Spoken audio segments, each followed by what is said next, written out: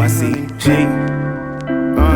I just wanna go global. Alright. You should gloss on the label yours. Country hoppers, we the fucking doors. Pack the bells, pray we never fail. It's been a while. It's been a while. I've been busy. Working, but I'm back in these YouTube streets, and I promise this time, like, I'm not gonna leave you. I promise I'm not gonna leave you. But this is the first episode of the Bunyanz show. You know, we got you, a little bit of incense burning here. We got a little. We're gonna talk a little bit of sports, a little bit of pop culture. I'm gonna go into some picks and screens. Talking some media stuff. And we just gonna go from there. But it's good to be back. I'm really happy to be back, man, for real. So, the first thing, there's a war going on. There's a war going on right now outside. Between Meek Mill and the boy DJ Academics. It's getting spicy. So at this point in time, Meek is beefing with DJ Academics because DJ Academics just broadcasted the Diddy Gate situation that Meek was, thrusted into. Oh, that's a horrible choice of words right there, but I mean, it's true. He was thrusted into the Diddy Gate situation. We're going to talk a little bit about that because that's crazy. That's bananas. But anyway, back to DJ Academics. Basically just broadcasted what was being told about Meek, and Meek got upset. And bruh, respectfully, I think this Meek's lack of strategy has been his downfall. Like, it don't seem like he moves ahead. Like, I really don't understand it. And it's just like his mystique, you know what I'm saying? Too much. See, you can't give people too much access, right? You can't give people too much access, and you can't overexpose yourself as well. Because once you do that, people can kind of see the chinks in their armor. And Meek right now is just getting exposed left and right. One, because of his beefs, where he don't want people from the city to shine, which is, kind of some hater shit. He should really be above that by now, just as far as he is. And then two, by his friend Dean, his best friend, his once best friend Dean, just exposing how all that shit he be talking about, we doing it together as brothers, all this other stuff. Like, bro, he not really the boss that he likes to portray himself as. Because, the man Dean said that they was on the road, that they wasn't getting paid, like they wasn't on no type of salary. He's an assistant manager, but he wasn't on no type of salary. It looked good though, like, you know what I'm saying? He was lit. They was buzzing off their name being lit, like, you know what I'm saying? So it was lit because it's like, oh, Meek, this and another. So they was able to, you know what I'm saying? He was able to get his hustle off and everything like that, but he wasn't getting paid by, you know what I'm saying? Meek didn't go the LeBron James route where he put his homies on and put them in position to win and everything like that, even though he likes to rap about that, which is, that's neither here nor there. But that's why his friends is upset at him. People is mad. And you can't say that you believe in something and then when things hit the fan, you turn around and you believe in something else. When the lights turn on, when the field lights turn on, you know what I'm saying? You start acting a different way when the game going on. You can't do that. And that seems like what Meek's been doing. And it's just been, overexposure. Like, nobody believes the tough guy image anymore. I mean, honestly, when I seen man's boxing on that heavy bag, I already knew he had no squabbles. So I just didn't believe none of the other shit either. You know what I'm saying? He grew up in Philly, tough guy, street guy, whatever, but you got no squabbles. So all that tough stuff, I really don't believe in it. And then when Drake was staying in the same hotel as him and nothing happened, I just didn't believe it either. And then the final thing was when he was talking all that noise at 6ix9ine and then seen him, and then they basically had a bodyguard off. Like, it was just yelling at each other, with bodyguards and everything like that. It was just weird old behavior, man. And honestly, the man doing bunny hops for the you know what I'm saying, for the billionaires, that's kind of crazy. It looks wild. And then he's reporting, he's reporting to us that he's a leader. And it's like, bro, you're not a leader.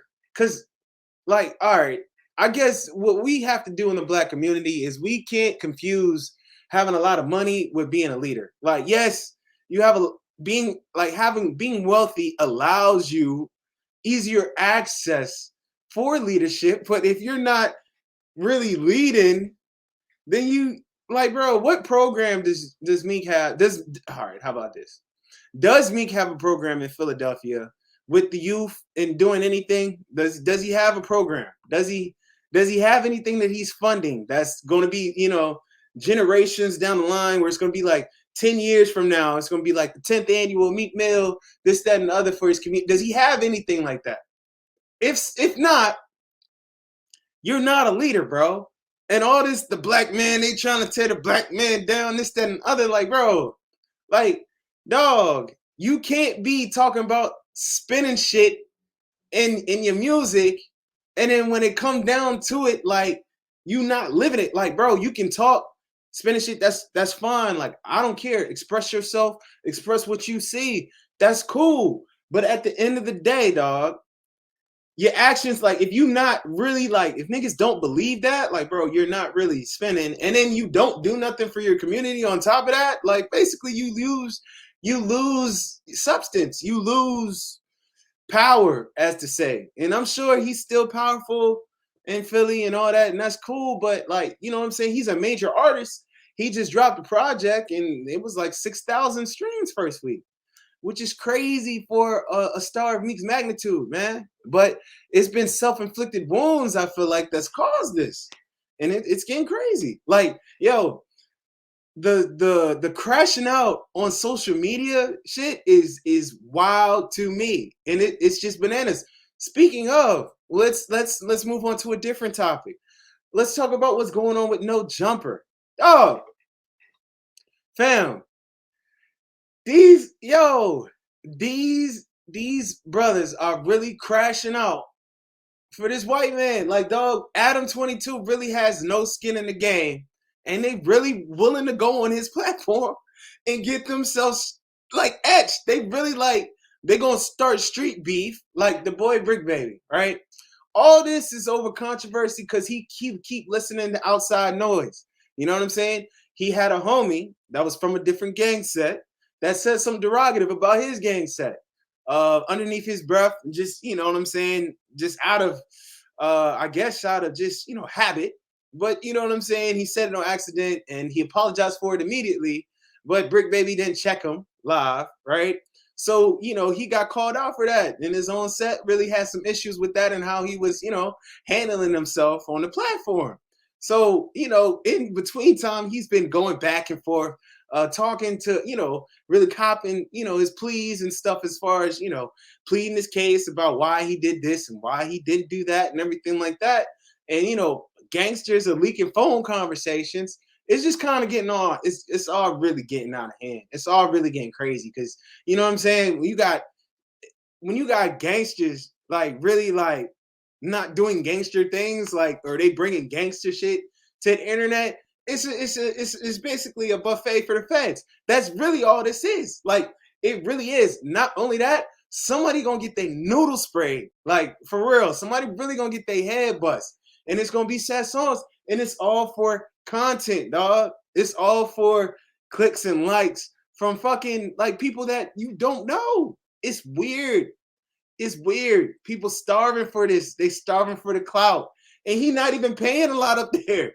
He not even paying a lot up there. According to Brick Baby, though, he made $700K last year doing whatever. I don't know, bro. I just don't know. I don't know what to believe no more. All this shit is really smoke and mirrors. It's weird to me. All of it is very much weird to me. But crashing out and saying that you're going to smoke this person or smoke that person on a publicly traded company's platform, shit that can be easily viewed in a courtroom for evidence, is just wild. It's just unrecognizable behavior for me. It's just weird. I really don't understand it. But hey, that's these niggas' prerogative. They are fully free to crash out. And you know what I'm saying? Go ahead and be an inmate if you want to, bro. Go ahead and give them people some more of our time. Like, go ahead and do that. Like, I really can't get down with that because it's all over ego and pride. And we always talk about that. Like, you know what I'm saying? You cannot let your ego lead you. And being led by ego has been the downfall of many a men. And I just hope that those young brothers up there have No Jumper, I just hope nobody gets hurt, man. I just hope nobody gets hurt. I hope nobody gets killed.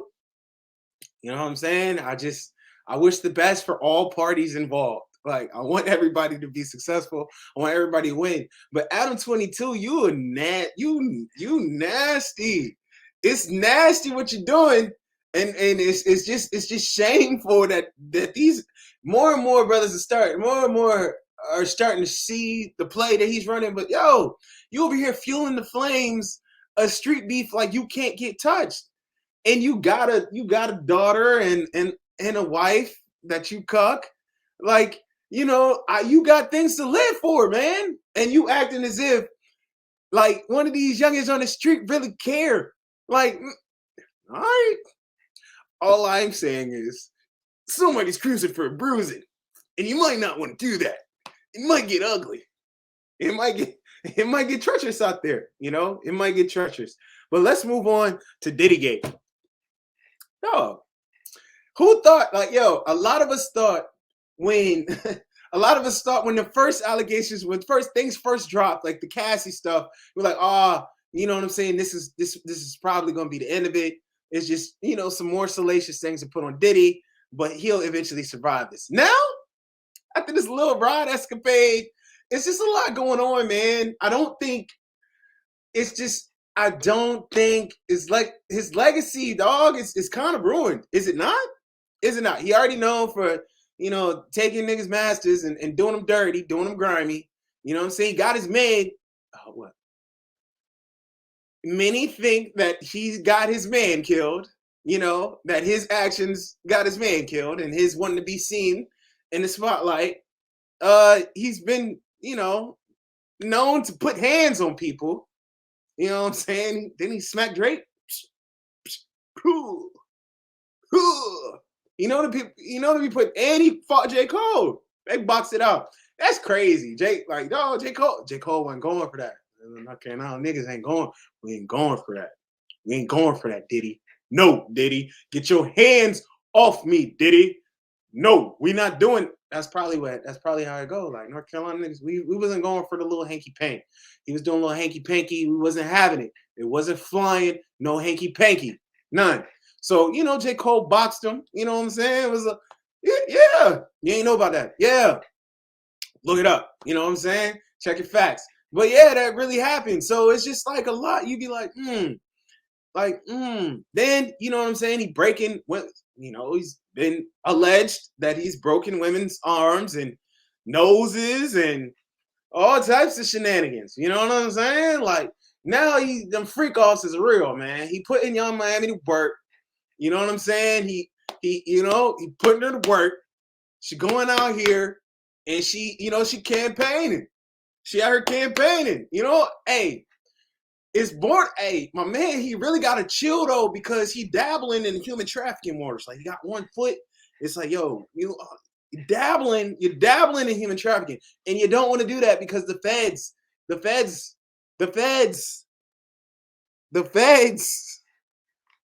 the feds, they're out here. They're gonna hit you with the R. Kelly. Speaking of, it was a 16-year-old. Oh, let me rewind. Speaking of, there was a woman who amended her statement saying that he sexually assaulted her when she was 16 years old. Meaning, the feds can do that R. Kelly and says, what statute of limitations? What statute of what? Like, yeah, they can really like get on that bullshit and really like put Diddy. They could really put Diddy on that cross for real. Like, really cook him up. He'd be in Cook County like Kels was, getting hot dogs thrown at him and shit. Like, it could get messy, man. All I'm saying is, them chickens is kind of coming home to roost. And the boy Diddy is just not looking sweet for him. It's looking really bad for Sean. It's looking really bad for Sean. Like, dog, now who want to be next? Like, Revolt came out and was like, no, we not next to him. Like, we don't. Who wants to stand next to Diddy right now? Nasty Man Time, Lil Rod, women, mad numbers of women coming out saying that he was forceful. He was taking it. Now you got too much paper to be on that type of time, man. Way too much paper. But that just show you, man. I just show you how nasty this industry is. The industry is filthy. filthy. But yo, everybody want to sell their soul to get in there. It's so many dreams Diddy probably done shitted on, like over time with false promises and shit like that, just for the shine, just for the allure, just a little sniff of the nasty. Don't sell your soul. Don't sell your soul for that, because you don't want to be like, you know what I'm saying, Meek Mill best friend Dean, that really, like, you know what I'm saying, really believed and was really out here moving and shaking, and he wasn't getting paid. Meek didn't put man's on salary, man. That's getting crazy. What be happening at these luncheons, man? What be happening at these Rock Nation luncheons? I want to know, because it's not. I don't understand what's happening. They had to cancel that. They had to cancel the brunch this year. They was like, nah, this nigga Diddy done fuck shit up. We can't do the photo op like we should, like we used to, because Sean gonna try to be in every picture with his arms wrapped around, being handsy. Can't do it this year. We can't do it. We just can't. We just cannot do it. That shit, damn. Come on, man. Black excellence. Remember that? Remember that? Hey, Diddy ain't telling niggas to vote this year, is he? Where Diddy at? It's election time, man. It's election time. Where is Diddy? Vote or die. Vote or die. Vote or die. Vote or die. What happened with Sean? Come on, Sean. Give a Kamala. Come on, Sean. Come on. No, let's. Come on. What we doing? We missing it. Her right to choose.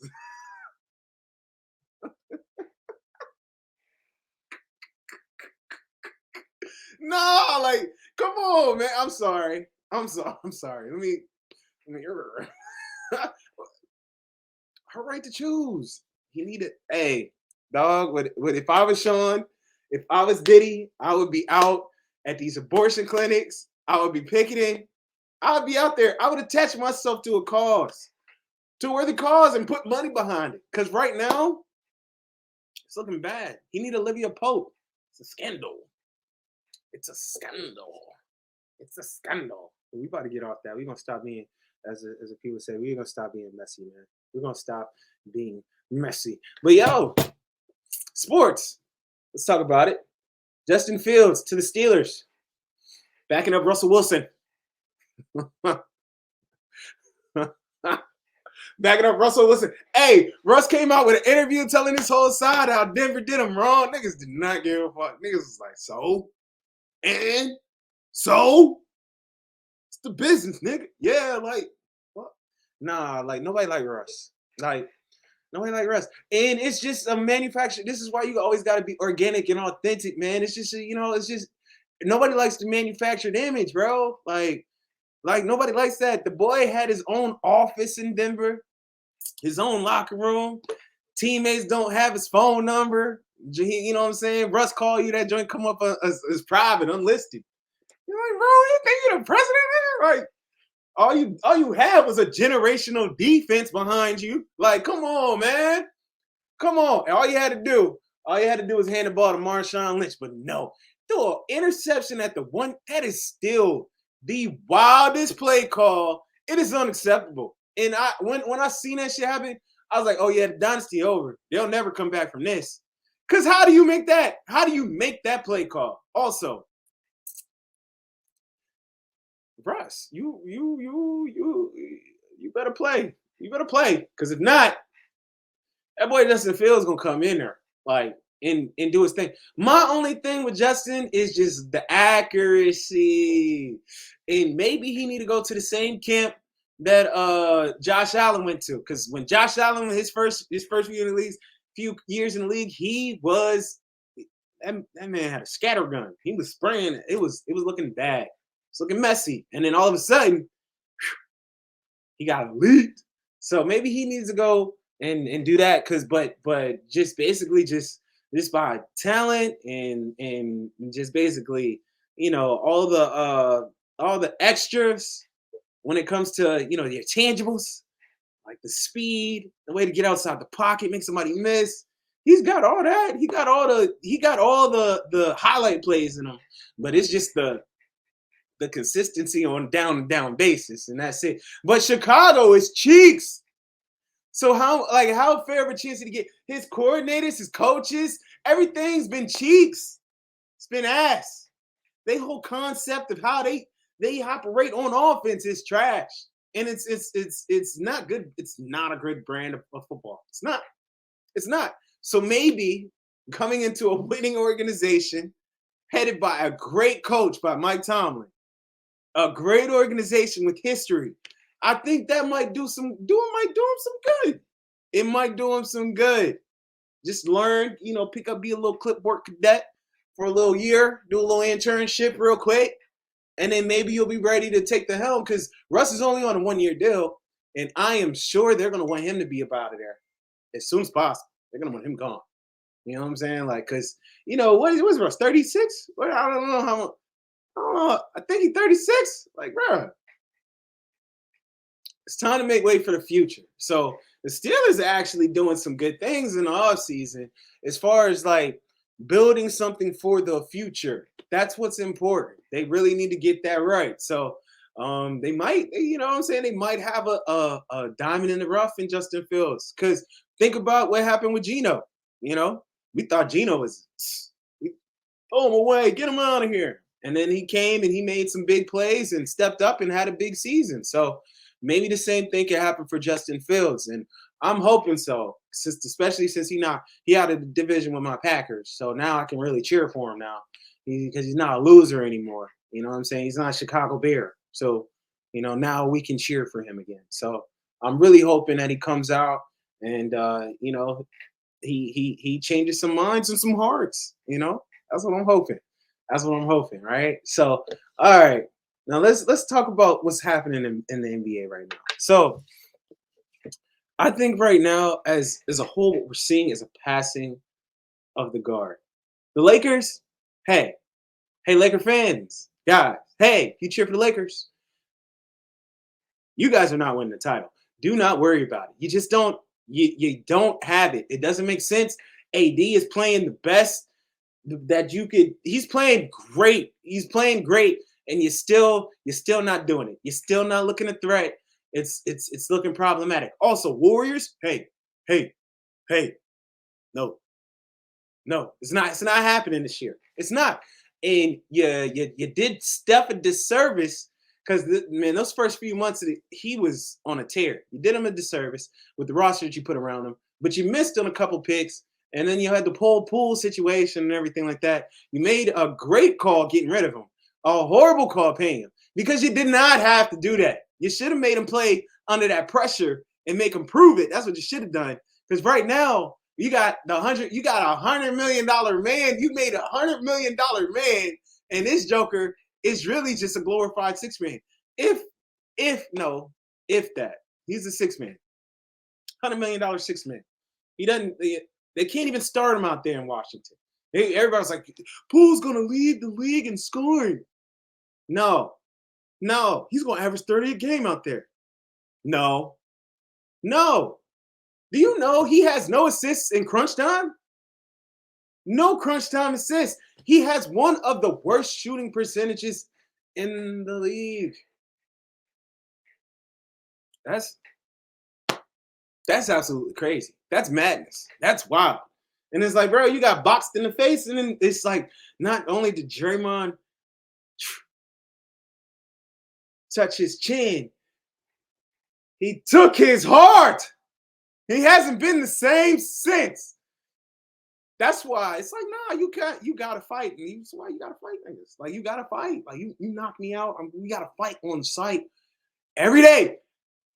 Every day. We gotta fight every day. We gotta fight every day until he should have fought him every day until they traded. It should have been like back in the day when they had SmackDown and Raw and they had the 24/7 belt and niggas just be out in the grocery store. It should have been like that. He should have had a camera crew following him. Like, look, watch, I'm gonna catch a fade with him right here too. And he should have just been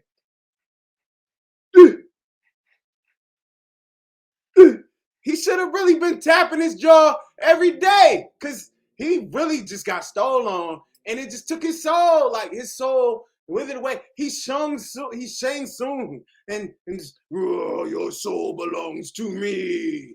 Like pause. Like he really like, dog. Jordan, hey, you gotta swing on him next time you see him, and this will make this all feel better. It'll make it all feel better. Or you gotta get, you know what I'm saying? You gotta get somebody, you gotta call a champion. You watch Dune 2? You ever seen Dune 2? We're gonna talk about that. And when we talk about picks and strings, get some picks and strings stabbing. But dog, Dune 2, you gotta call your champion. You gotta call a champion. Like, yo, my champion. I sent him beat his ass. He need his ass beat. And as you seen what happened when you don't tax that ass. You see, he becomes emboldened. And as we seen Draymond move on this year with all the shenanigans since that pull punch, Jordan could have saved the league a whole lot of headache, man. If he would really dropped his nuts and fought Draymond, boxed him like, nah, like you got me, you snuffed me, like you snuffed me, pussy, like yo, like square up. I've been fighting him every day. Every day. Would have fought him every day. Every damn day. Now you over there in Washington, sucking ass, pause, just putting up a trash brand of basketball, just like AAU, like AAU ball out there in the NBA, like real nasty performances happening out there. And it's just all because you ain't want to fight. You got to swing, man. You got to swing back. Swing back. Also, let's talk about these NBA sliders. Hey, man, the NBA was going through a crisis of sorts behind the scenes. And what crisis are you talking about? The scoring. Like, dog, they had like 4 niggas drop 60, 70 this year, dog. It didn't used to be this. Those points are starting to be cheap. And it's starting to look nasty. And the league was like, dog, we cannot continue on like this. So what was their answer? A looser whistle. They stopped calling so many fouls. I don't know if you can see it and when you watch the game, but they're not calling as many ticky-tack fouls anymore. There's not as many free throw drive fouls being called, thankfully. But they really got to tighten this up, man. They got to tighten this up, man. It's nasty out here. We talk about we're done with the 90s, and that's fine. That's fine. The players today are way better skill-wise than the players in the 90s. We can say that. But the defense being played is horrible. It is very trash. It is very bad defense. And that's why nobody wanted to watch the All-Star game. The competitive edge of the game, it's just not what it was. What happened to the game I loved? What happened? Now we just need more intensity on the defensive side. We need defensive players to be able to function out there. We need them to be able to do their big one, man. Lock it up, man. If Bruce Bowen was out there today, man, he wouldn't be out there today. We need that. We need a nigga to just, that's going to put his foot up underneath a player when he's coming down for a jump shot so he has a high ankle sprain. We need that. We need that. We need more Pat Bevs. I never thought I'd see the day where I said it, but we need more Pat Bevs. We need more Pat Bevs, man. We need more Pat Bevs. You know what we don't need? We don't need more Ben Simmons. We don't need more Ben Simmons. I'll tell you that goddamn much. No more. What a disappointment.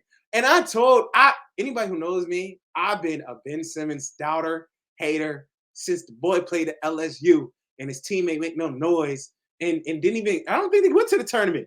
I said, he ain't no dog. And what happened? Got to the league, and what was he, yo? Pop, heart beeping, pumping, Kool-Aid, just this sugar comes, just unfortunate. Out again for the rest of the year, I think. He's shut down. I think this guy's played like 56 games since 2019.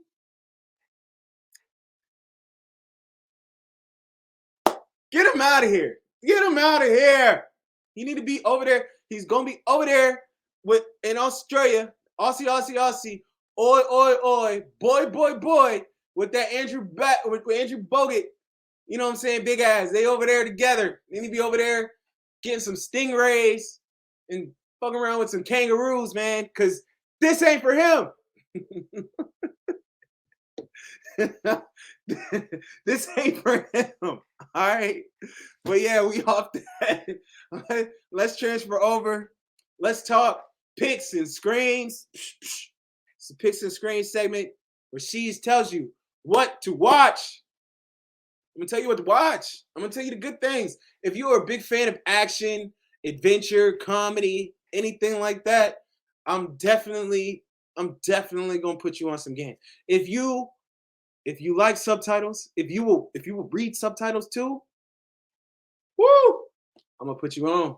I'm gonna put you on to some games. So picks and screens right now. What we're gonna talk about is what's out now.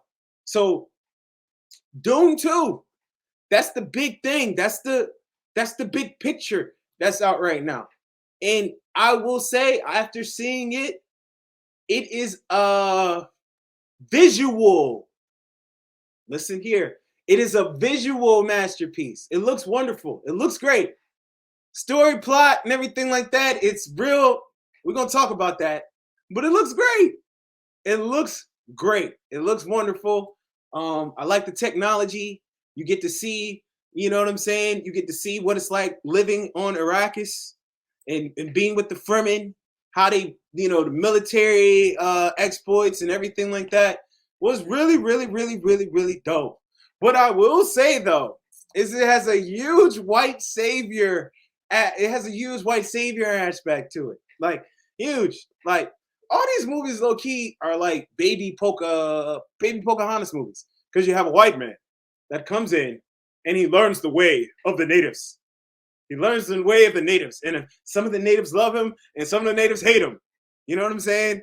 But at the end of the day, there's a forbidden love story that happens, and that's basically so on and so on. The same thing happens, and what happens? War, like you know what I'm saying? It's the same thing.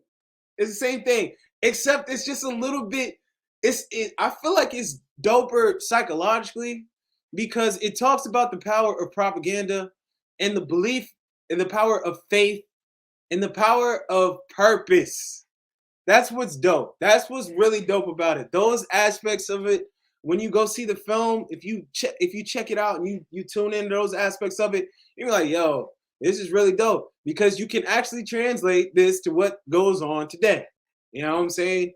That's really, really dope. But very, very, I would say, bare grade. I would give it a 7 out of 10. Dope visually. I like the cast. The cast is pretty cool. It's pretty dope. It's very Caucasian, except for Javier Bardem, and then we get to see, you know what I'm saying, my man from the last movie for a little while. But yeah, it's just it's like, but it's ethnic because you got like the background of the Fremen people. They're the ethnic people, which is also why it makes it sticky. Because the big speech at the end that's very triumphant on where that was kind of wild. It's kind of a lot. Having a white man come in and say that was kind of extra for me. It was kind of a lot. But it's definitely worth a check out. You should definitely check it out if you like sci-fi. If you like that type of stuff, it is definitely dope. Also, I will say I don't know, but Dune might have the chance to be this generation Star Wars, maybe? I don't know. It may be. But as far as like and the only reason I say this is because the story is dope. Despite my critiques of the story is dope, and I can see kids really wanting to follow it and really being a fan of different houses, and I can see once the houses come out and then people picking which house they would identify, a la Harry Potter-ish type things. There are two different types of houses. Not two different types. There's two totally different types of houses. But you know what I'm saying? Like that type of thing. A la fucking Twilight when they Team Jacob, that type of stuff. Team Edward, I could see it being that type of thing. They could develop that maybe. I don't know, but we'll see. But I can see it having it has a cult like following from the books, the video game, and it's just growing. And I think this movie will be a big step in growing it because it's visually, it's just it's dope. I will say it's dope visually. All right. So moving on. Let's move on. All right, my season focus. What am I watching for the season? Like, what am I watching? I'm not missing. What am I can't miss? My can't miss season focus is the show Shogun. It's on Hulu, FX. You want to stream it? It is masterful. It is dope. You are going to love it if you are a fan of historical action dramas, that type of thing. You're gonna really enjoy it because the visuals on that amazing. The just the whole, you get to really like take a step back in the time machine and go into feudal Japan. It's just really dope. It's really dope, and the story that they're telling is awesome as well. I would I hugely recommend you to tune in because I'm going to end up doing an individual pod on Shogun where we talk about all the episodes and everything like that with fans of the show. But mainly it's going to be me because I think I might be the only one in my friend group watching the show. But it's a great show. Hopefully, me talking about it will get more of you guys to tune in to it for real because it's dope. A lot of action in it, a lot of political, you know what I'm saying, uh, treachery going on. It's dope. It's dope. You'll really like it. All right. So, binge bin. All right. What am I binging? What would I suggest that you just like? It was a rainy day. You had nothing to do. And he's like, see, I need something to binge. What would I suggest? All right. So binge bin, I would suggest the show The Gentleman. It's on Netflix. It's fire. It's fire. And especially me having worked within the industry, it's dope seeing it taking place abroad, and it's dope seeing like how because Guy Ritchie, I mean, yeah, he's one of my favorite directors. So he's done a whole bunch of dope things, a whole bunch of dope movies. If you want to just see a whole bunch of dope action movies, check out Guy Ritchie's cinematography catalog because you'll love it. But anyway, he is the director for this show, and it is awesome. It's action, it's comedy, a lot of funny. You'll breeze through it. You'll breeze through it. So that is my must-watch binge bin pick for picks and screens. All right. So we talking for my fans of subtitles, right? Fans of subtitles. All right. So I'm gonna try to get more people into the subtitle movies. It's kind of hard because a lot of people don't have time for that. But if you do, I have a saucy subtitle pick of the week. And that would be Outrage. So if you've ever watched The Godfather, right? Outrage is basically it's a underworld tale similar to that. It's a gangster epic, I would say. And it's dope. It has three it's a trilogy, so it has three different movies that go with it, and it's fire. It's fire. My homie Atomo, that's my dog. It's the main character, and you going like if you tap in and you tune into that movie, you're gonna love Atomo. Atomo is he that deal. It's a very iconic character. But yeah, that's the saucy subtitle pick of the week. So this is the picks and screen segment of the Bunyanz Force podcast, where we talk media, movies, stuff like that. I tell you what to watch, all that. Right? So that's what we're doing there. But yeah, that's it. That's it. I'm gonna get on out of here. I feel like I've done my due diligence, coming back, giving y'all what I'm saying some good stuff, some good content, and just go ahead and enjoy the rest of my day. I'm gonna enjoy the rest of my day. I hope you enjoy the rest of your day too. All right. And this is the Bear It's your boy Hefe Oso. You better know so. And this has been Bunyanz Force. We tune into the YCG Network. Go green, go hunt.